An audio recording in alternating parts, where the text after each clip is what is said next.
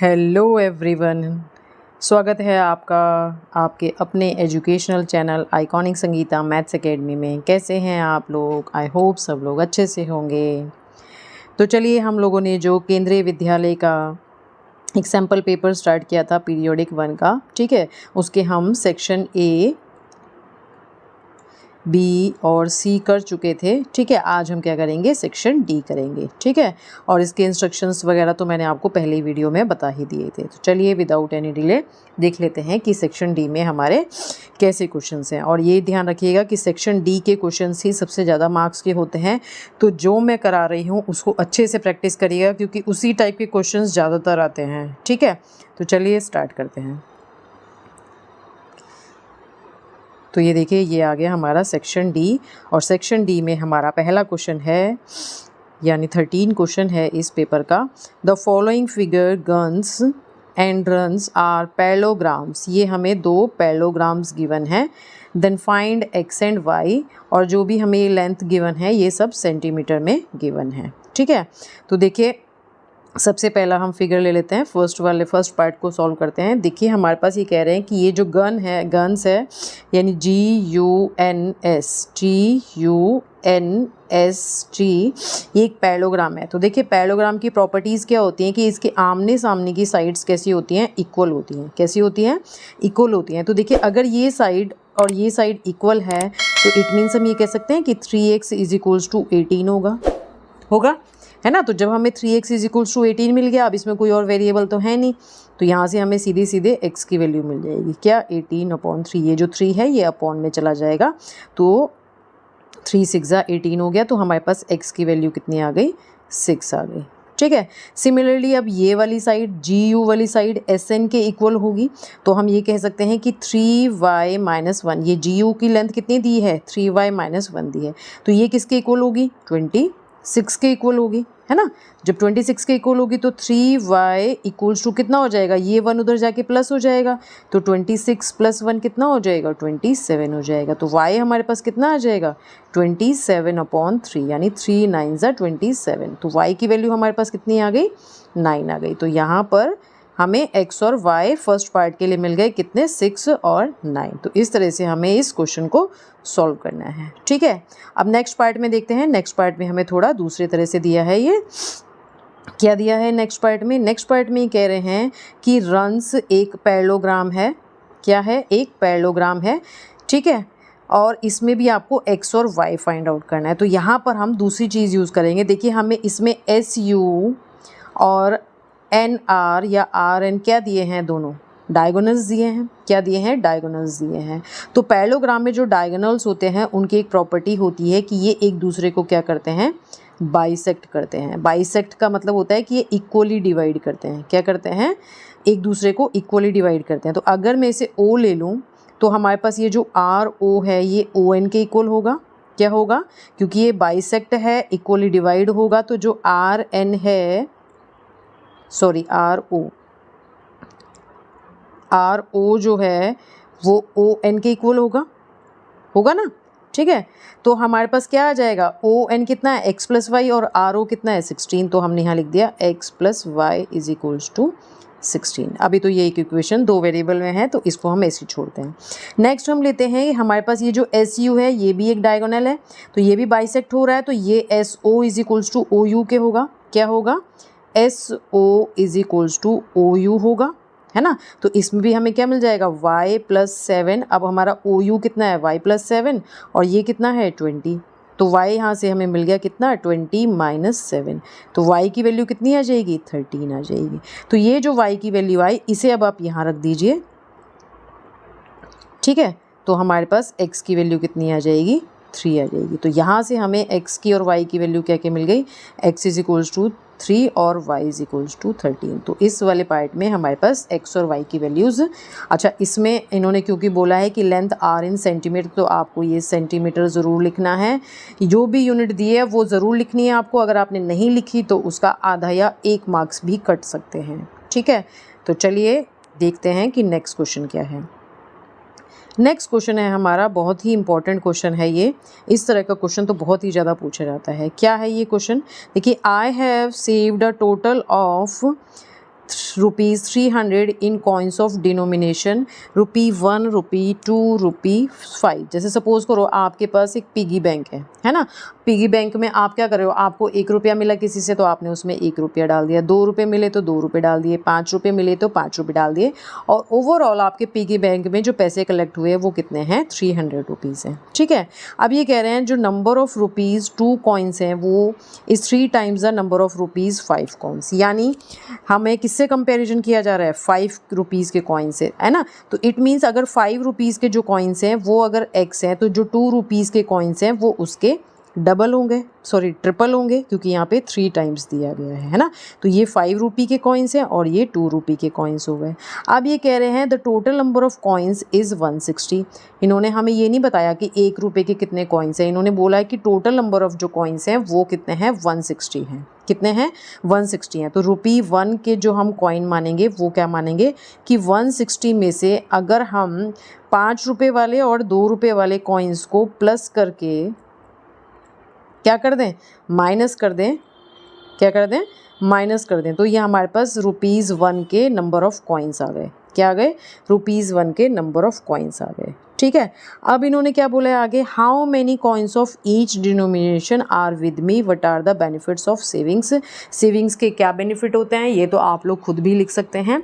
ठीक है, मैं इस क्वेश्चन को सॉल्व कैसे करना है वो बता रही हूँ। तो देखिए हमें यहाँ पर पता चल गया कि ₹5 के कितने कॉइन है, x, ₹2 के कितने कॉइन है, 3x, और ₹1 के कितने कॉइन है, 160 माइनस 4x। क्या है, 160 माइनस 4x। ठीक है, तो चलिए अब हमारी जो इसकी इक्वेशन बनेगी इसको करते हैं। तो देखिए हमारी इक्वेशन जो बनेगी वो क्या बनेगी, ये इक्वेशन हो जाएगी कि टोटल नंबर ऑफ रुपीज़ कितने हैं, 300। कितने हैं, 300 है। तो देखिए ₹5 के कितने कॉइन हैं, x, तो 5 और x को मान लो ये x की जगह मैं 2 वैल्यू लेती हूँ, है ना। तो 5 × 2 करेंगे तो ₹10 हो गए टोटल, यानी ये रुपीज़ बन गए ना, है ना। ₹5 के जितने भी कॉइन हैं उसे हमने 5 से मल्टीप्लाई किया तो हमारे पास ये ₹5 के जितने भी पैसे बन रहे हैं वो आ गए। नेक्स्ट ₹2 के उसमें कितने कॉइन है, 3x हैं, तो मैं यहाँ पे 2 × 3x लिख देती हूँ। क्या लिख दूँ, ₹2 के 3x कॉइन है। ठीक है, और ₹1 के कितने कॉइन है, 160 माइनस 4x अभी मैंने निकाला। तो ये जो टोटल मिला के पैसे बन रहे हैं ये बन रहे हैं ₹300। यहाँ पे लिख देना इसमें अकॉर्डिंग टू क्वेश्चन। क्या है ये, अकॉर्डिंग टू क्वेश्चन। बस अब अगर आपकी ये इक्वेशन सही बन गई तो आगे तो आपको कोई दिक्कत आएगी नहीं। अब देखिए ये 5x तो 5x ही रहेगा, 2 × 3 6x हो गया, प्लस ये 1 की हम मल्टीप्लाई करेंगे इसमें तो ये तो एज इट इज़ ही आ जाएगा, इक्वल्स टू 300। ठीक है, नेक्स्ट हमने क्या किया, 5x 6x और 4x को सॉल्व किया। तो 5 + 6 11 और 11 - 4 कितना हो जाएगा बताइए, 11 - 4 हो जाएगा 7x। तो हमारे पास कितना आ गया, ये 7x आ गया। अब ये राइट हैंड में कितना है, 300 है। यहाँ पर हमें कितना दिया था, 160 है, यहाँ पर कैसा है प्लस का, तो उधर जाके क्या हो जाएगा, माइनस हो जाएगा। तो 300 - 160 कितना आ जाएगा, 140 आ जाएगा। तो 7x आपको कितना मिल गया, 140 मिल गया। तो x की वैल्यू कितनी आ जाएगी, 140/7, और 7 से हम इसको काट देंगे तो 20। अभी हमारे पास आंसर नहीं आया, अभी x की वैल्यू क्या आई है, 20 आई है। क्या आई है, 20 आई है। तो अब इन्होंने पूछा है कि how many coins of each denomination are with me. ठीक है, तो x की वैल्यू ये 20 देख लीजिए, इसको वीडियो को पॉज करके आप इसे नोट कर लीजिए, मैं आगे कराती हूँ इसको। ठीक है, अब देखिए हमारे पास इन्होंने पूछा है कि किस में कितने पैसे हैं, मतलब कौन से कॉइन के कितने हैं हमारे पास। तो जो ₹5 के कॉइन हैं वो कितने आ गए, अभी x की वैल्यू हमने क्या माना था कि ₹5 के कितने कॉइन है x, तो अभी x कितना आया हमारे पास, 20। तो ₹5 के जो कॉइन है वो तो 20 हैं। ठीक है, ₹2 के जो कॉइन होंगे वो कितने होंगे, 2 × 3x होंगे यानी 6x। तो वो कितने हो जाएंगे हमारे पास, नहीं सॉरी 2 × नहीं करेंगे इसमें, खाली हम 3x लेंगे क्योंकि 3x कॉइन्स है। तो 3 × 20 हो जाएगा कितना, 60 कॉइन्स हो गए। ठीक है, ₹1 के कितने कॉइन है उसमें, 160 माइनस 4 कितना था, 160 - 4x। तो 4 × 20 कर देंगे तो 160 माइनस 80 कितना हो जाएगा, 80 हो जाएगा। ठीक है, अब आप चाहें तो इस सब को टोटल करके देख लीजिए कि हमारा 300 आ रहा है या नहीं। तो देखिए 80 तो हमारे क्या है, 1 रुपये के कॉइन है, तो 80 इंटू 1 प्लस 60 क्या है, 2 रुपये के कॉइन है, तो 60 इंटू 2 है ना, और 20 क्या है, 5 रुपीज़ के कॉइन है, तो 20 इंटू 5 कितना हो गया ये 80 प्लस 6 2 ज़ा 12 120, 120 प्लस 80 100 हो गए, और ये 100 आ गया, सॉरी 80 प्लस 120 200 हुए, तो 200 प्लस 100 कितने हो गए, टोटल 300 हो गए। तो ये आपकी चेकिंग भी हो गई, साथ साथ कि आपने जो वैल्यू निकाली है x की 20 वो वैल्यू सही आई है या नहीं आई है। ठीक है, तो इस तरह से हमें इस क्वेश्चन नंबर 14 को करना था। क्वेश्चन नंबर 15 की तरफ, construct a quadrilateral MIST MIST where MI is equals to 3.5 centimetre, IS is equals to 6.5 centimetre, angle M आपको 75 दिया है, एंगल I आपको 105 दिया है, और एंगल S आपको 120 दिया है। ठीक है, तो देखिए हम इसे कैसे बनाएंगे। यहाँ देखिए हमें ये बोला जा रहा है कि एक रफली, जब हमें इस तरह से कोई क्वाड्रिलेटरल बनाने के लिए दिया जाता है तो पहले ना उसे हमें एक बार रफली ड्रॉ कर लेना चाहिए। क्या कर लेना चाहिए, रफली ड्रॉ कर लेना चाहिए। तो यहाँ पर देखिए हमारे पास MI और IS दिए हैं, तो जो जनरली क्या होता है, जो बड़ी वाली लेंथ दी होती है ना उसको हम बेस ले लेते हैं।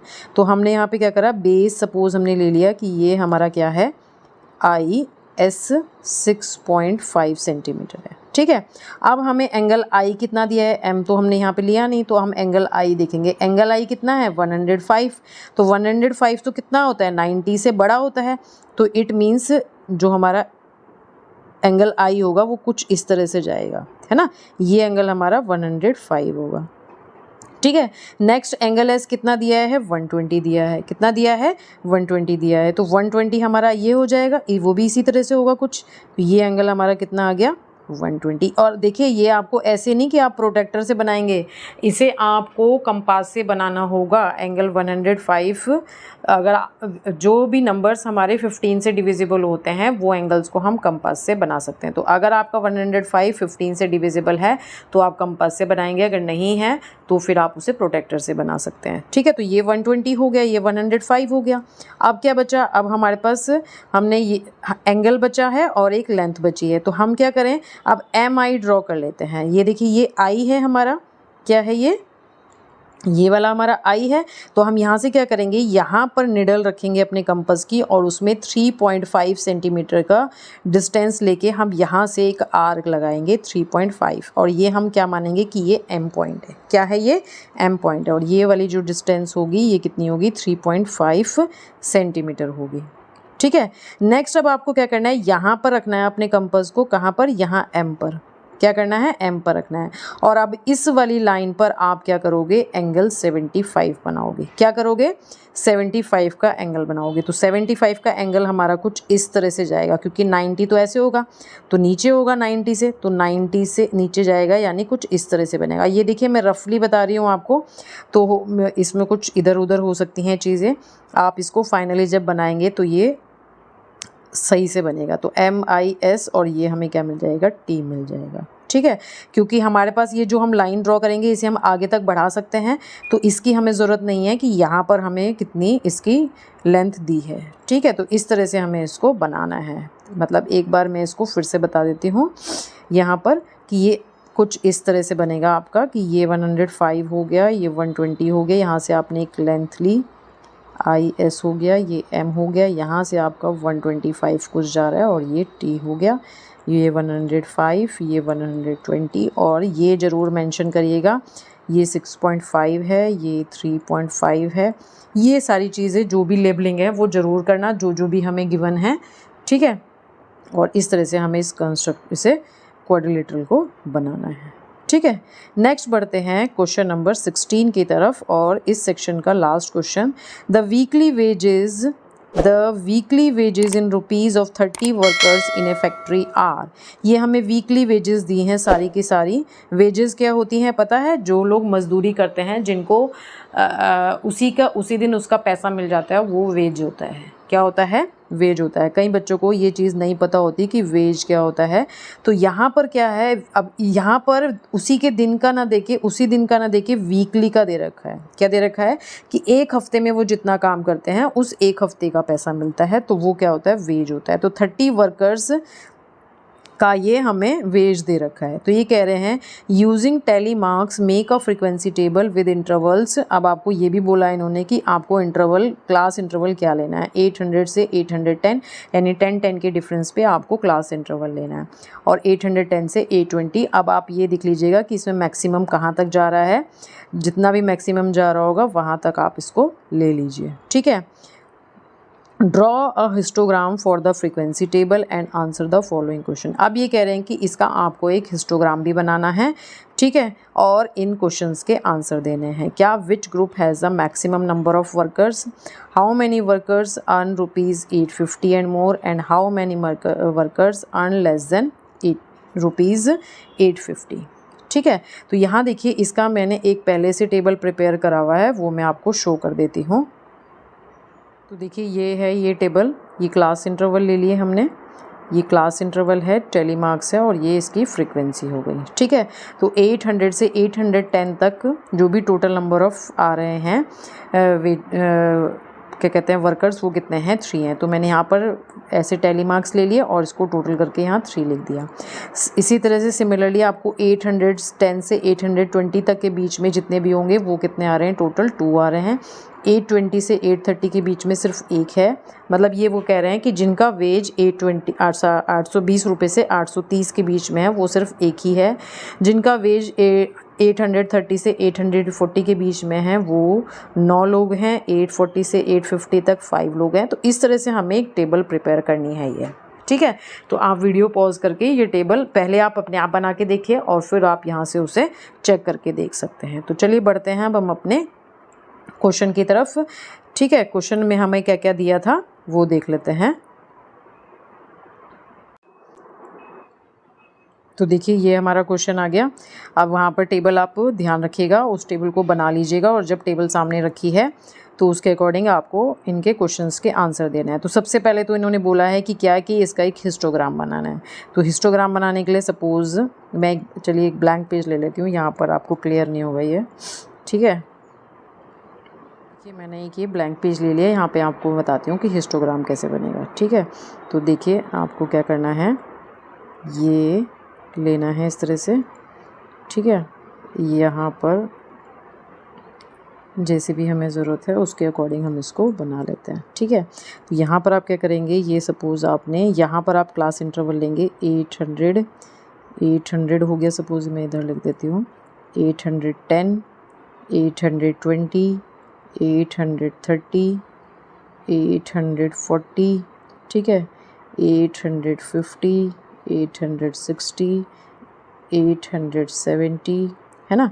और यहाँ पर क्या होगा, यहाँ पर आएंगे नंबर ऑफ़ वर्कर्स। तो नंबर ऑफ़ वर्कर्स हमें 1 से लेके 9 तक दिए हैं। तो हम क्या करते हैं, यहाँ पे 1 2 3 4 5 6 7 8 और ये 9 ले लेते हैं, ठीक है। अब देखिए ये हमारा क्या था, ये हमारा क्या होगा 800, है ना। तो ये 800 से 810 के बीच में कितने हैं, सिर्फ वर्कर्स 3 हैं, ठीक है। टेबल देखते रहिएगा साथ में। तो ये मैंने 3 के लिए एक बना दिया बार, ठीक है। फिर नेक्स्ट 810 से लेके 820 के बीच में कितने हैं, 2 हैं। अच्छा 3 1 2 3 ये वाला जाएगा, सॉरी 3 के लिए ये वाला बनेगा, ठीक है। ये 1 है, ये वाला 2 है। तो 2 के लिए 810 से लेके 820 ये हो गया। इसको इक्वल डिस्टेंस पे रखिएगा, थोड़ा सा मेरा थोड़ा आगे पीछे हो गया क्योंकि मैंने बिना स्केल के बनाया है, ठीक है। नेक्स्ट 820 से 830 के बीच में कितना है, सिर्फ 1 है। तो ये हो जाएगा, यहाँ से जाएगा तो ये 1 होगा, ठीक है। फिर 830 से 840 के बीच में कितने हैं, 9 है। यहीं पर सबसे ज़्यादा हैं तो हम 9 पर इसको इतना बड़ा बनाएंगे 9 तक, ठीक है। नेक्स्ट क्या है हमारा 5 है, तो ये हमारा 5 तक हो गया, 5 यहाँ पर आ रहा है ना, ठीक है। नेक्स्ट हमारा क्या है 1 है, तो 1 हमारा फिर से ये हो गया। इसी तरह से हम बनाते जाएंगे। नेक्स्ट फिर से हमारा 3 है, तो ये हमारा 3 हो गया, ठीक है। नेक्स्ट फिर से 1 है और फिर से 1 है और फिर सबसे लास्ट वाला हमारा क्या है, 4 है। तो इस तरह से आपको हिस्टोग्राम बनाना है। क्या करना है, इस तरह से आपको ये हिस्टोग्राम बनाना है। ठीक है, अब हम बढ़ते हैं हमारे क्वेश्चन की तरफ कि हमारे पास क्वेश्चन में क्या पूछा गया है। तो ये आप यहाँ पर हिस्टोग्राम बना दीजिएगा इस तरह से, और यहाँ पर लिखिएगा क्लास इंटरवल। क्या लिखेंगे यहाँ पर, क्लास इंटरवल, और यहाँ पर लिखिएगा नंबर ऑफ वर्कर्स। क्या होगा, नंबर ऑफ वर्कर्स, ये ज़रूर लिखिएगा। और यहाँ पर एक ज़ीरो मेंशन करिएगा क्योंकि ये ओरिजिन है। ठीक है, इस तरह से जब आप बना के आएंगे तो आपके मार्क्स बिल्कुल भी कटेंगे नहीं। ठीक है, तो ये आपको बनाना है इस तरह से। अब ये यहाँ पे डिलीट हो जाएगा, तो मैं उधर अपने क्वेश्चन की तरफ चलती हूँ। तो देखिए ये आ गए हम क्वेश्चन के पास, और क्वेश्चन हमारा क्या है, क्वेश्चन है अब फर्स्ट पार्ट में इन्होंने पूछा है which group has a maximum number of workers. तो अभी हमने देखा कौन से ग्रुप में सबसे ज़्यादा क्या कहते हैं वर्कर्स थे, 830 से लेके 840, है ना। तो यहाँ पर आपको क्या लिखना है, सिर्फ 830 टू 840 में नंबर ऑफ वर्कर्स सबसे ज़्यादा थे। ठीक है, नेक्स्ट इन्होंने पूछा है how many workers earn 850 and more. अब आपको क्या करना है, जो आपने वो टेबल बनाया था, जो आपने क्लास इंटरवल और टेली मार्क्स वाला टेबल बनाया था, उस टेबल में आप देखेंगे कि 850 से ऊपर, 850 से ऊपर, चलिए बढ़ते हैं फिर से टेबल की तरफ। ये देखिए हम आ गए टेबल की तरफ। क्या कह रहे हैं कि 850 और उससे ऊपर वाले जितने भी हैं, 850 जिनकी है और उससे ज़्यादा है। तो देखिए 850 हमारा यहाँ से शुरू हो रहा है, यहाँ से शुरू हो रहा है, तो यहाँ से लेके अब आपके यहाँ तक के जितने भी हैं, यानी ये सारे के सारे वर्कर्स क्या हैं जिनकी वेज 850 से ज़्यादा है। तो काउंट कर दीजिए, इनको टोटल कर दीजिए, 1 + 3 4 4 5 6 6 + 4 10। तो नंबर ऑफ़ वर्कर्स 10 आ गए जिनका वेज क्या है, 850 से ज़्यादा है। नेक्स्ट इसमें अगला क्वेश्चन दिया था कि how many workers have wage less than 850। तो अब जब लेस देन 850 पूछा है तो हम इधर वालों को टोटल कर देंगे। क्या करेंगे, इन सब को टोटल कर देंगे। तो इन सब को टोटल करेंगे तो कितना आएगा, 3 + 2 5 5 + 1 6 6 + 9 15 15 + 5 20। तो थर्ड वाले का ये तो हो गया सेकंड वाले का आंसर, और थर्ड वाले का आंसर आ जाएगा कितने नंबर ऑफ़ वर्कर्स होंगे 20, और इसके कितने होंगे 10। और फर्स्ट वाले का क्या आंसर था कि 830 से 840 के बीच वाली क्लास क्या है जिसमें नंबर ऑफ़ वर्कर्स सबसे ज़्यादा है। तो इस तरह से हमें ये क्वेश्चन करना है। ठीक है, तो इस तरह से ही हमारा सेक्शन डी होना था, और ये अब हमारा हो गया है कंप्लीट पेपर पूरा। ठीक है, तो अगर आप लोगों को मेरा वीडियो अच्छा लगा है तो प्लीज़ इसे लाइक करें, शेयर करें, और अपने फ्रेंड्स के साथ भी शेयर करें, और उनको बोलें कि अगर उन लोगों ने अभी तक मेरे चैनल को सब्सक्राइब नहीं किया है तो प्लीज़ उनको भी बोलें कि वो भी मेरे चैनल को सब्सक्राइब करें। ठीक है, बहुत हेल्प मिलती है अगर आप लोग मेरे चैनल को सब्सक्राइब करते हैं, लाइक करते हैं और कमेंट करके बताते हैं कि हाँ मैम ये हमें वीडियो बड़ा अच्छा लगा। तो मिलते हैं इसी तरह की एक और वीडियो के साथ नेक्स्ट टाइम, तब तक के लिए बाय।